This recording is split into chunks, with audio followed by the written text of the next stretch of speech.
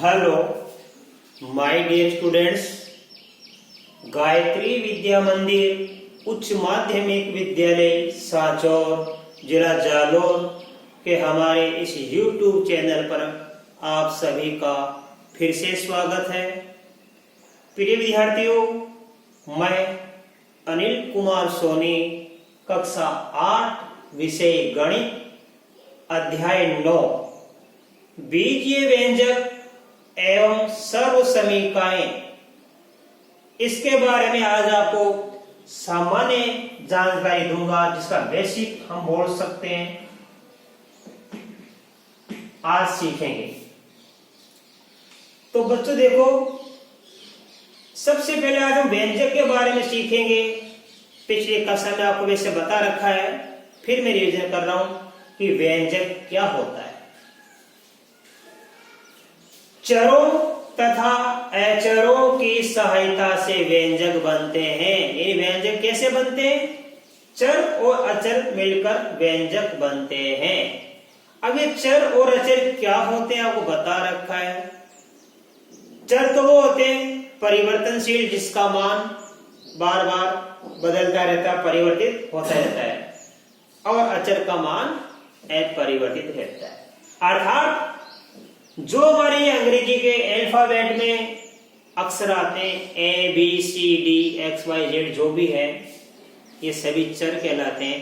तो कुल 26 चर होते हैं। कोई भी मान सकते हैं, चर ए, चर बी, चर सी, चर एक्स, चर वाई, राइट। तो जहां ये X Y A B C D जो लिखा होता है वो चर कहलाते हैं, और साथ में जो अलग से गणित की संख्या लिखी होती है, चाहे प्लस में हो चाहे माइनस में हो, वो अचर कहलाती है। तो यहां देखो बच्चों, चर कौन सा है? x, और यहां पे अचर कौन सा? 3। तो जब ये हमारा चर कौन सा x और ये हमारा अचर कौन सा 3, इन दोनों को या तो मैं जोड़ दूं तो बन जाएगा x + 3, या मैं घटा दूं तो x - 3। तो ये क्या बन जाता है? व्यंजक। अर्थात चर और अचर मिलकर क्या बनाते हैं? व्यंजक बनाते हैं, राइट। तो व्यंजक कैसे बनते? चर और अचर से बनते। तो ये x + 3 हमारा एक व्यंजक है, जिसमें चर कौन सा है? x, और अचर हमारा है प्लस का 3, धनात्मक 3 या धन 3। आगे देखो, हमारे पास में ये 2y, ये हमारा चर है y। तो 2y ये चर हो गया, और ये हमारा ऋण 4 ये हमारा हो गया अचर। तो 2y और ये ऋण 4 मिलकर क्या बन गया? व्यंजक। तो व्यंजक x + 3, और ये बन गया व्यंजक 2y - 4। इस प्रकार आपको समझ में आ गया कि व्यंजक कैसे बनते हैं। चरों तथा अचरों की सहायता से व्यंजक बनते हैं। अब देखो बच्चों, इसके बाद सेकंड पॉइंट, इस व्यंजक के बारे में समझेंगे हम। जिन व्यंजकों में एक पद होता है, या जिन व्यंजकों में 2 पद होते हैं, या जिन व्यंजकों में 3 पद होते हैं, उन्हें क्रमशः एक पदी, 2 पदी व त्रिपदी कहते हैं। त्रि का मतलब है संस्कृत त्रि यानी 3। अर्थात जिस व्यंजक में एक पद होता है उसे एक पदी कहते हैं, और जिसमें 2 पद होते हैं उसे 2 पदी या द्विपदी भी कहते हैं। 2 पदी का हम और भी नाम दे सकते हैं, यहाँ पे द्विपदी। और जिस व्यंजक में 3 पद होते हैं उसे त्रिपदी कहते हैं। आप क्या समझ में आ गया? एक पदी व्यंजक किससे कहते हैं? जिसमें एक पद होता है। जैसे देखो यहाँ ये x, ये एक ही पद है, तो यह एक पदी कहलाएगा। और जिस व्यंजक में 2 पद होते हैं वह 2 पदी या द्विपदी कहलाता है।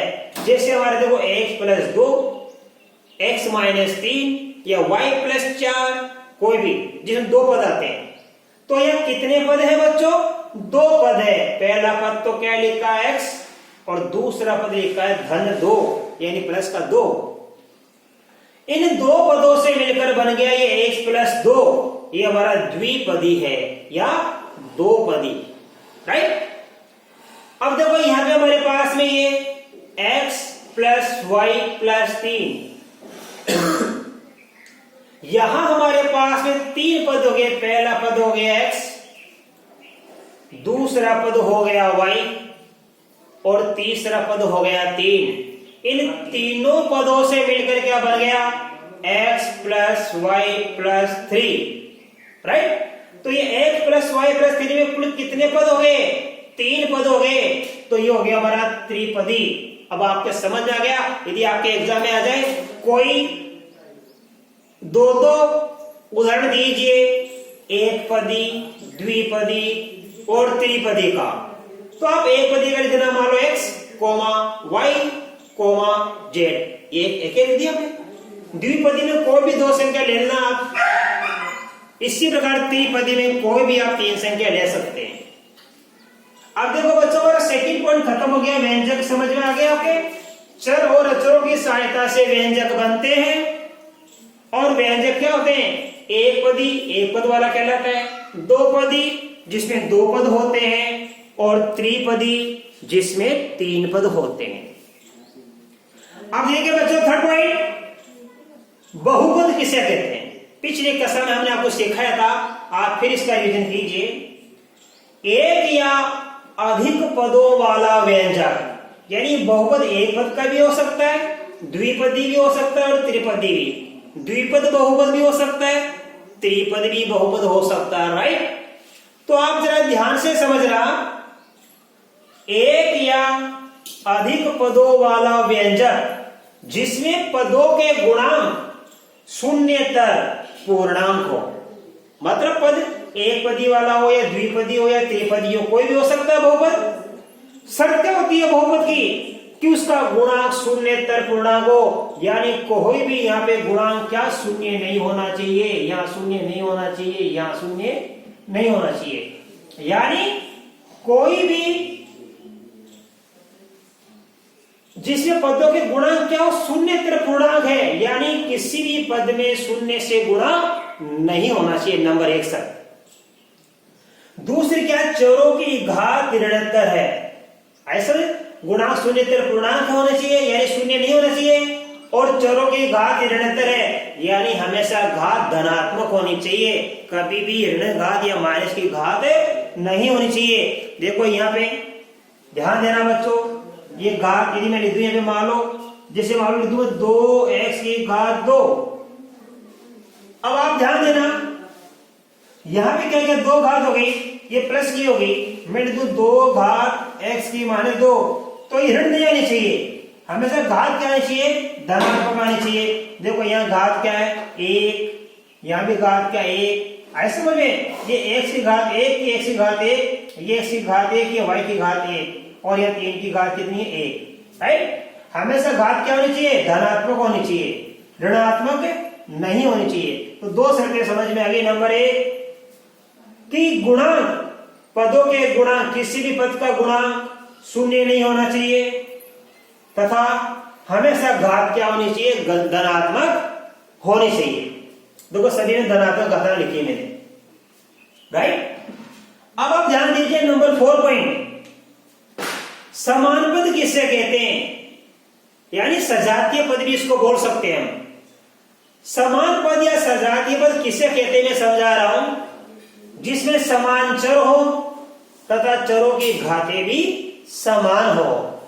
तो देखो वे पद जिसमें समान चर होते हैं तथा चरों की घातें भी समान होती है, वो क्या कहलाते हैं, समान पद कहलाते हैं या सजातीय पद कहलाते हैं। जैसे 2xy, तो यहाँ पे क्या है, ये x और y जो हमारा चर है, आप चरों को देखना, केवल अचरों को मत देखना। इन चरों का जो गुणांक है 2, यहाँ 1/2 से गुणा हो रहा है, यहाँ 2 से गुणा, यहाँ -3 से गुणा हो रहा है। इन गुणांकों को मत देखना। समान पदों का मतलब है चर समान होनी चाहिए, उनकी घात भी समान होनी चाहिए। देखो बच्चों, ये xy लिखा है, तो इस xy को हम yx लिख सकते हैं, xy को yx भी, ये एक ही बात है बच्चों। इसका मतलब ये एक्स वाई है, ये एक्स वाई और ये वाई एक्स, दोनों एक चीज है। तो यहाँ पे एक्स की घात 1 वाई की घात 1, यहाँ पे एक्स की घात 1 वाई की घात 1, तो ये समान है। 2x वाई, इसमें चर कौन सा है? एक्स और वाई। 1/2 वाई एक्स, इसमें भी चर कौन सा है? X Y. माइनस का 3x वाई, इसमें भी चर कौन सा? X Y. तो यहां भी देखो चर समान है, ये एक्स वाई है, ये भी एक्स वाई है और ये भी एक्स वाई है। तीनों में ही क्या लिखे हैं? एक्स वाई चर है और घात भी सबके समान है। यह भी एक घात एक घात, एक घात एक घात, सबके ऊपर एक घात है। यदि मान लो मैं यह कहीं कर दूं, यहाँ पे y की घात 2 कर दूं, अब क्या है? अब हमारे सवाल में ये दोनों क्या है? समान पद है। ये संख्या और ये संख्या क्या? समान पद है, क्योंकि यहाँ पे चर समान है। यहाँ भी एक्स वाई और यहाँ भी एक्स वाई लिखा है। तो देखो चर तो समान है, एक्स वाई और एक्स वाई। शर्त क्या होती है समान पदों की? कि चर भी समान हो तथा घात भी समान हो। तो देखो यहाँ भी चर एक्स वाई चर तो समान हो गए, लेकिन यहाँ पे y की घात कितने की? 2, इसलिए ये क्या हो गया? असमान पद। यह असमान पद है और ये दोनों क्या है? समान पद। अब मैंने इसको हटा दिया, तो देखो ये भी एक्स वाई, ये भी एक्स वाई और ये भी एक्स वाई। तो ये 2x वाई, 1/2 वाई एक्स और माइनस का 3x वाई, ये तीनों क्या हो गए? समान पद हो गए, राइट। इसी प्रकार देखो एक्स वाई जेड, अब ये लिखा मैंने वाई एक्स जेड और ये लिखा मैंने जेड वाई एक्स। यहां पहले मैंने लिखा एक्स, यहां पहले वाई, यहां जेड। घबराने की कोई आवश्यकता नहीं है। देखो यहां चर कौन सा है? एक्स वाई जेड, और यहां भी देखो ये रहा एक्स वाई जेड और यहां भी एक्स वाई जेड। आपको समझा दिया कि समान पद या सजातीय पद क्या कहलाते हैं? जिसमें समान चर और घाते भी चरों की क्या समान हो। तो देखो यहाँ एक्स वाई जेड, ये रहा एक्स वाई जेड और ये रहा एक्स वाई जेड, और घाते क्या सबके समान। यहाँ तीनों की घात क्या? एक एक घात है। तो ये तीनों पद क्या बच्चों? X Y Z, Y X Z या जेड वाई एक्स, ये तीनों क्या है? समान पद कहलाएंगे, राइट। क्योंकि यहाँ तीनों ही समान चर है और तीनों ही चरों की घातें क्या हो रही है? यहाँ पे समान हो रही है। तो आपको समझ में आ गया समान पद या सजातीय पद किसे कहते हैं? जिनमें चर समान हो और चरों की घातें भी क्या होनी चाहिए? समान होनी चाहिए। अब देखो बच्चों, आपको ये 4 पॉइंट अच्छे से समझ में आ गया। पॉइंट 5, बहुपदों का योग व घटाव कैसे करते हैं? तो बहुपदों का योग घटाव करने का एक सूत्र देखो, नियम देखो आप। हमेशा समान पदों को साथ लिखकर फिर जोड़ या घटाव करते हैं, फिर आखिर में असमान पदों को हम लिखते हैं। ये असमान पदों को हम अंत में जोड़ेंगे या घटाएंगे, उनको अलग, क्योंकि समान पद तो है नहीं। समान पदों की जोड़ करके कर लिया करो, बस। जोड़ करना है तो समान पदों का जोड़ करो और घटाव करना है तो समान पदों का घटाव करो। असमान पद को आप लास्ट में या आखिर में लिख दिया करो। देखो मैं एक उदाहरण से सिखा रहा हूं आपको। हमारे पास यहाँ पे ध्यान देना, ये 2 व्यंजक हैं, ये 2 बहुपद है। ये लो 3x + y + 5, ये नंबर 1। 2x - 2y, ये नंबर 2। इन दोनों का अपन को क्या करना है? एक बार योग करके दिखाना और एक बार हमको घटाव करके दिखाना है। तो देखो व्यंजकों का योग या व्यंजकों का घटाव कैसे किया करते हैं मैं आपको समझा रहा हूं। मैंने क्या बताया? हमेशा समान पदों को साथ लिखो। आप देखो बच्चों, इस पद और इस पद में छाटेंगे समान पद कौन से हैं? ये 3x और ये 2x, ये दोनों क्या है? समान पद है। कैसे? क्योंकि यहां भी चर x और यहां भी चर क्या है? x, तो ये दोनों चर समान है। तो इन दोनों का देखो हमने साथ लिखा, 3x के साथ में नीचे क्या लिखा? 2x लिखा। आगे प्लस का y, ये माइनस का 2y। इधर ये दोनों चर क्या समान? ध्यान देना आप, इधर तो ध्यान देना आप कि ये दोनों चर क्या समान, इधर ये दोनों चर क्या है? समान। तो 3x को 2x के साथ में लिखा मैंने और प्लस y को मैंने -2y के साथ में लिखा, राइट। अब ये 5 ये अचर बच गया, अचर इसमें और कोई है ही नहीं हमारे पास, तो असमान पदों को मैंने आखिर में रख दिया। ये समान पदों को मैंने साथ साथ लिख दिया, दिखा रहे हमेशा समान पदों को साथ लिखते हैं, ये समान पदों को हमने साथ साथ लिख दिया और असमान पद को थोड़ा हमने आखिर में लिख दिया बच्चों। अब इनका योग कर लेंगे। योग करने के लिए क्या करेंगे, ये जो हमारा गणितीय अंक है ना, गणितीय अंक ये हमेशा इन्हीं की जोड़ या बाकी करते हैं बच्चों।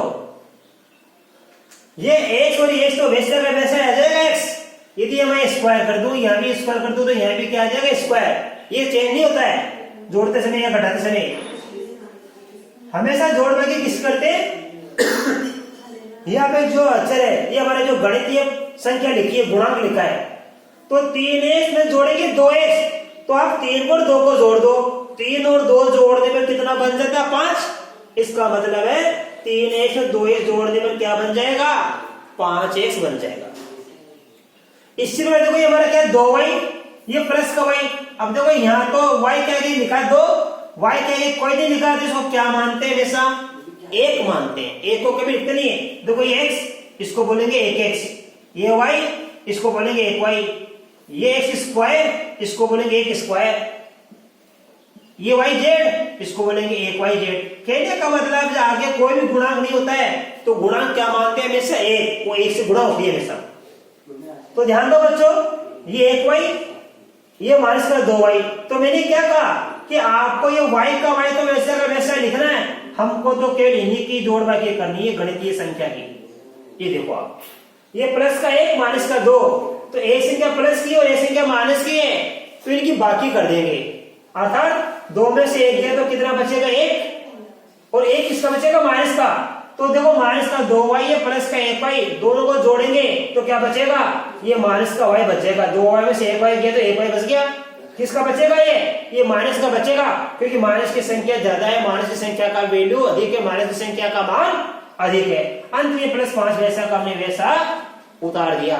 तो इन दोनों व्यंजकों को योग करने पर आया 5x माइनस y प्लस का 5। अब हम घटाव करेंगे, इस व्यंजक में से ये घटाएंगे, तो देखो 3x के साथ 2x, 3x के साथ 2x आ गया, प्लस y के साथ माइनस का 2y आ गया, और ये प्लस का 5 हमने लिखा आखिर में। अब चूंकि यहाँ पे योग करना है तो कोई चिन्हों का हमने परिवर्तन नहीं किया, वैसा का वैसा कर दिया, ये जो भी चिन्ह लिखे थे वो के वही। यदि हमको घटाव करना है, मतलब जिस संख्या को घटाना है तो उन संख्या के चिन्ह बदलते हैं, यानी हमको इस व्यंजक में से ये व्यंजक घटाना है, 2x माइनस 2y हमको घटाना है, तो हम क्या करेंगे इनके चिन्ह बदलेंगे। देखो ये प्लस का चिन्ह था, ये माइनस कर दिया, ये माइनस का चिन्ह था तो ये प्लस कर दिया, अतः हमको इस पूरी संख्या में से ये संख्या घटानी है, तो हमको इनका चिन्ह बदल देना, नीचे वाले का चिन्ह बदल देना, जो संख्या हमको घटानी है उल्टा हो जाता है, प्लस का माइनस, माइनस का प्लस। अब बाकी जो क्रिया हमने जोड़ किया था वैसे ही वैसे कर लो। ये 3x तो प्लस का है और ये 2x किसका बन गया माइनस का, तो 3x में 2x गया तो क्या बच गया 1x, 3x 2x का तो 1x बच गया। अब देखिए प्लस का 1y है और ये बन गया देखो प्लस, माइनस का बन गया प्लस, अब ये प्लस 2y बोलेंगे इसको, ये प्लस का 2y, ये प्लस का 1y, तो 2y और 1y मिलकर क्या बन जाता है प्लस का 3y बन जाता है। अंत में ये प्लस 5 वैसा का वैसा हमने उतार लिया। तो हमने आपको इन बहुपदों का योग और घटाव भी मैंने आपको सिखा दिया, इनको जोड़ना और घटाना भी मैंने आपको सिखा दिया। तो आज इस अभ्यास या अध्याय 9 बीजीय व्यंजक और सरल समीकरण के बारे में मैंने आपको बेसिक नॉलेज सामान्य ज्ञान मैंने आपको दे दिया है। बाकी कल मैं आपको इसकी प्रश्नावली के सवाल हल करूंगा। धन्यवाद।